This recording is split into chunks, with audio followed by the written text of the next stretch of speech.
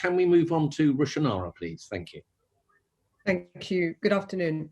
I wanted to start off with some questions around mortgage prisoners and the regulatory perimeter, and then go on to a couple of other wider points. Nikhil, in your appointment hearing, you told us that you would take a look at the position of mortgage prisoners as a priority. I appreciate you've only been in place for a month, but can you say something about what you found and whether you've commissioned any work internally building on what your predecessors done in terms of shifting the focus following our work with the committee to change the absolute test to a relative test, and how many people have actually now got access to mortgages and are no longer trapped? Yeah. So this is an area where the FCA has, prior to my arrival, done a huge amount of work. And as we discussed in my pre-commencement hearing, there are many dimensions to this which also go beyond the FCA, given that a number of the books that we're talking about were books that were held by the government and then sold to third-party mortgage administrators and lenders. The FCA published some research last year which gave an overall estimate of the number of people affected, which is in the region of 250,000. That's probably decreased a little bit over the last year.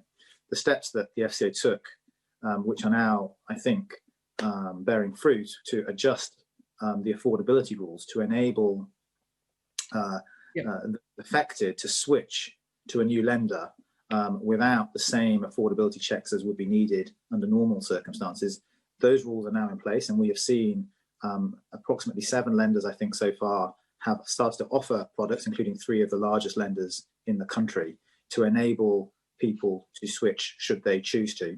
What we have also done in October is issued some guidance. So where a mortgage book is held within another group entity of a financial institution or a bank, the guidance enables the customer in that mortgage book to switch to a product from another part of the bank as well.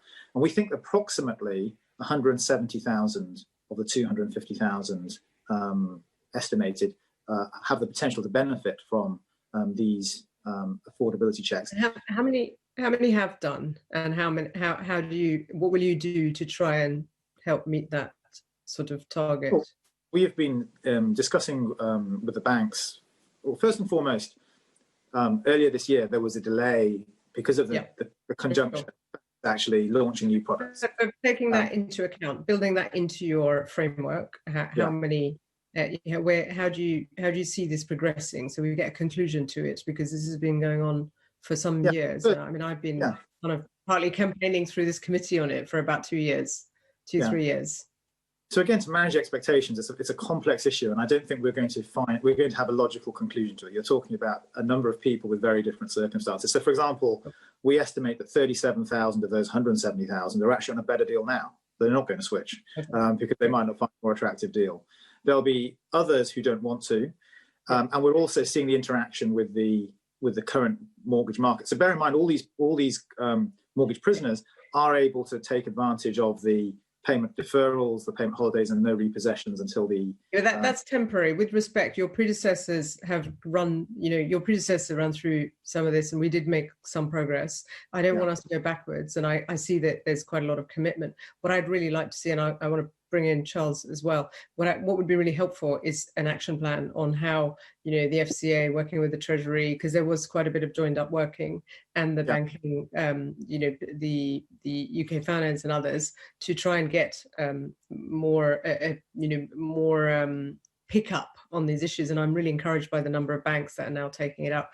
I just wanted to widen my question for Charles's benefit as well, which is that this sort of issue around people being trapped in mortgages is a bigger one, because when government sells off the mortgage book and then the terms of reference changes and the purchasers then stop providing mortgage products, then that puts many more at risk. And do you see that being an growing problem in terms of actions, unintended actions, or perhaps ones that are calculated risks that the Treasury takes in terms of selling off the mortgage book worth billions, and this then having a knock-on effect, as we've seen in relation to the post-financial crisis group for other groups, because this has come up and we've raised it with ministers in the past.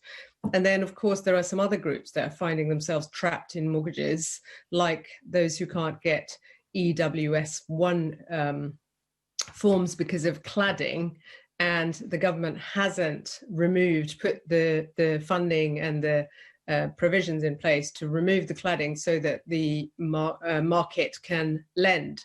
And what should the FCA, working with the Treasury, do to unblock this? Because the MHCLG, Ministry of Housing Department, cannot do this because it's a financial services sector issue and a Treasury issue. Perhaps, Nikhil, you can pick up on it, and then on to Charles. Yeah, of course. I think on the first point around mortgage books being sold, that's a fundamental part of the mortgage market through mortgage securitizations. There should be transparency at the point of the contract as to what may happen to your mortgage. But we also do have regulation to make sure that anyone who's administering a regulated mortgage complies with our rules, including communicating around mortgage options at key points in the cycle.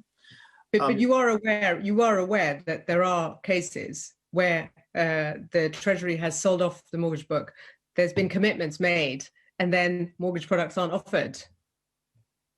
Yes, I'm aware in the context of the specific mortgage prisoner situation that there's a category of borrower that for particular reasons have not been able to switch. That's the work that my colleagues at the FCA have been doing to broaden the availability of banking products. But what we cannot do is we can't force a new bank to lend outside their commercial risk appetite, and that's the most challenging part of the situation. Is those borrowers who may have an LTV above 100%, or who may have substantial arrears. It's quite hard to find a new lender who's willing to take them on when they're. Sorry, I was referring to the government, the government-owned shares in banks, yes, and selling off. And then selling off to the lenders who then shift the goalposts so that you can't, so that then the mortgage that you might have taken out through that bank is no longer available to you. Yeah. So you're not able to switch products in the same way because the range of products available is not the same. Yeah, I understand. On the cladding issue, and obviously you raised this last time I was before the committee, we have done some further work on it. The FCA is obviously not at the centre of this because the core issue has been the new rules around external wall safety checks, the supply of fire safety engineers, the number of fire safety engineers who are properly trained and able to conduct those checks. Our expectation of firms is that they treat customers fairly, but also that they lend responsibly. And part of lending responsibly is making sure that the building you're lending on is safe. And that if you're lending against the valuation, that there's not going to be a sudden impairment in the valuation of the flat or the building because remedial works are going to be needed. Sure. I think the core of the issue is just, unfortunately, the lack of quality and construction standards in a number of buildings right across the country over a number of years, and the work that's going to have to be done through fire safety checks and remedial work to get that sorted out, and that will take time. But I do know that. Sorry, Nicole, because I haven't got that much time. But do you see a role for something that needs to be done in the interim between Treasury, FCA, and the banking sector, so that, because what we've got is I have one of the highest numbers of blocks with cladding in my constituency. What we've got is people stuck, families are stuck. And their flats are worth next to nothing in reality because of this issue until the work's done. That there needs to be some sort of interim measure to help them to be able to move while this is being dealt with, because it's gone on for 3 years and it could go on for many more years. Perhaps you and then Charles. Yeah, I know there's work going on between the banks and the government around looking at more risk-based systems, so that not having to do the full check. And that is also involving surveyors and others to understand what level of comfort is needed. I think the challenge when somebody is, so you have a constituent who is in a flat and can't sell the flat. The buyer of that flat needs some assurance about what the cost may be of remedial works. And it is landing on that cost that is the challenge, because you need engineers who can assess that work for you. So in effect, banks are de-risking a bit like they did after the financial crisis in other areas, and you can understand why.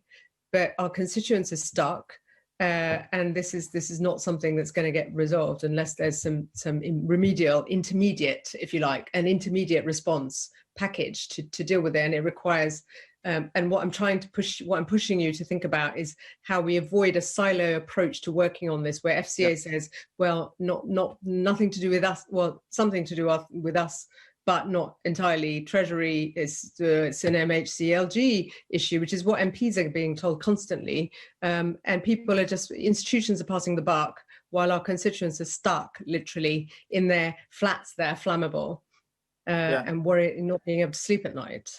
We are engaging on this, and we will work in a pragmatic way with lenders. But as I say, the core issue is getting a number of engineers out there. Sure. Yeah.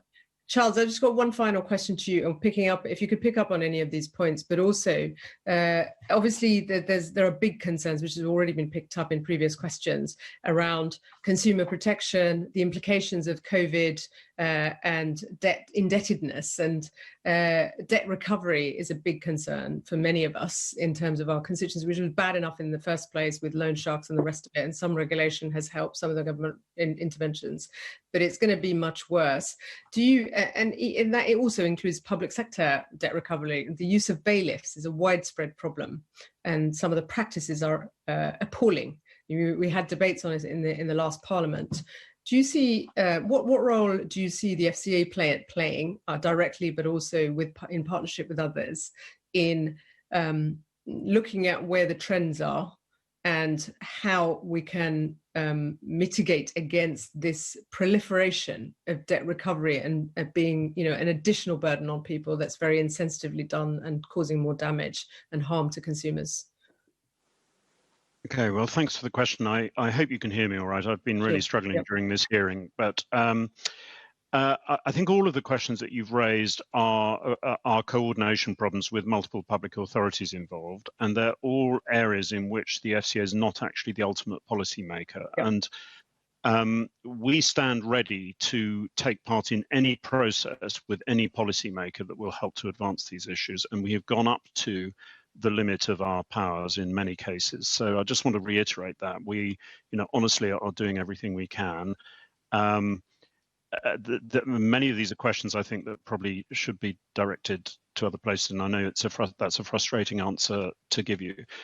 I think on the question of debts, it is the case that we see increasingly that the major debts that people are going to the debt counselling services with tend to be council tax and utility bills and rent. And those aren't debts that we regulate the recovery of.